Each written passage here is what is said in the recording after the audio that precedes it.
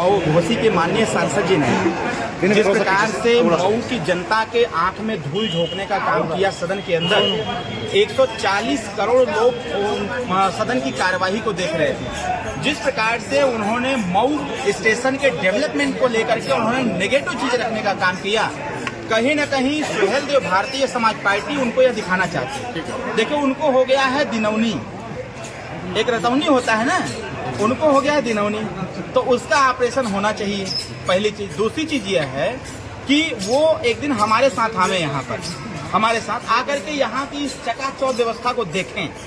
तो मैं भी 2003 से यहाँ आता हूँ, वो भले ही 2000 आए हो 9 में, मैं 2003 में आया था। इसी रेलवे मैदान में मैंने भाषण दिया था और इसी स्टेशन पर उतरा था मैं, तब यहाँ की दुर्व्यवस्था मैंने देखा था।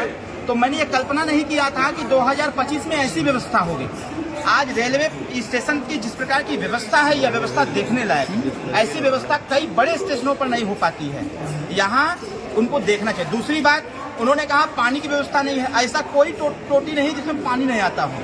तीसरा, उन्होंने कहा कि यहाँ जो यात्रीगण आते हैं उनके लिए कोई व्यवस्था नहीं। इतना अच्छा छाया की व्यवस्था किया गया है, पंखे की व्यवस्था है, और सबसे अच्छी बात है कि यहाँ रोजगार के अवसर कितने दिए गए हैं।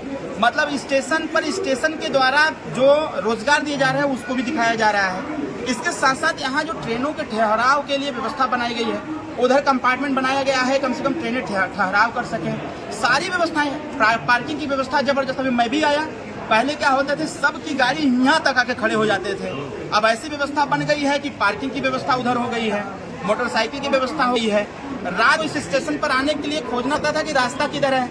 यहाँ से लेकर के मुख्य बाजार तक, लगभग यहाँ से आधा किलोमीटर दूर तक दोनों तरफ का चौड़ीकरण किया गया है, पैदल पथ बनाया गया है, मार्केटिंग किया गया है, अच्छी अच्छी लाइटें लगाई गई हैं। ये सब नहीं दिखता है क्या?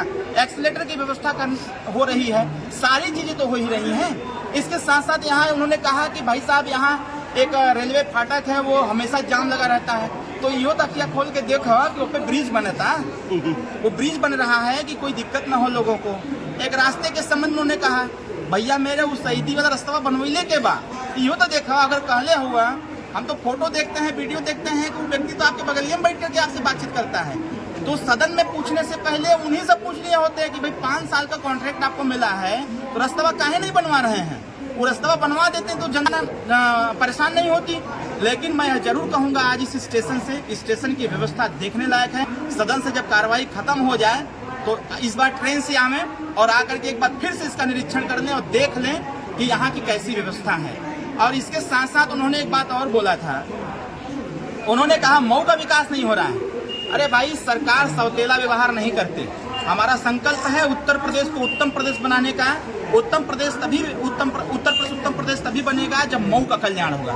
आज 4 लेन का रास्ता पूर्वांचल एक्सप्रेसवे दिख रहा है, पूर्वांचल एक्सप्रेस से के पास 4 लेन दिया, जो सड़क अंदर सकरे थे उसको चौड़ा किया गया है, सड़कों पर लाइट की व्यवस्था दी गई। पूरे मऊ का ऐसा कोई टाउन एरिया नहीं होगा जिसमें अरविंद कुमार शर्मा जी ने स्पेशल बजट दे करके उसको सौंदर्यीकरण के लिए किया ना हो। ग्रामीण क्षेत्र में चला जाए, जीरो पॉवर्टी स्कीम, गांव के रास्ते को जोड़ने का काम माननीय ओम प्रकाश राजभर जी पंचायत राज विभाग से कर रहे हैं, माननीय केशव प्रसाद मौर्य जी कर रहे हैं अपने ग्रामीण विकास के माध्यम से।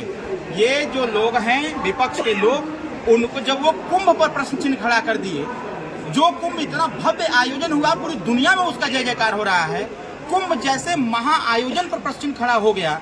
माननीय अखिलेश यादव जी के ही पार्टी के सांसद हैं, अखिलेश यादव जी ने कहा कि कुंभ में वही लोग जा रहे हैं जो पापी हैं। तो भाई ये बताओ, आप किस लिए गए थे? आप मीडिया पर बयान दिए कि हमने 11 डुबकी लगाया था। कौन सा पाप किए थे कि डुबकी लगाने चले गए थे? एक तरफ अखिलेश यादव जी उसी कुंभ पर प्रश्न खड़ा करते हैं, दूसरी तरफ जाके डुबकी लगाते हैं।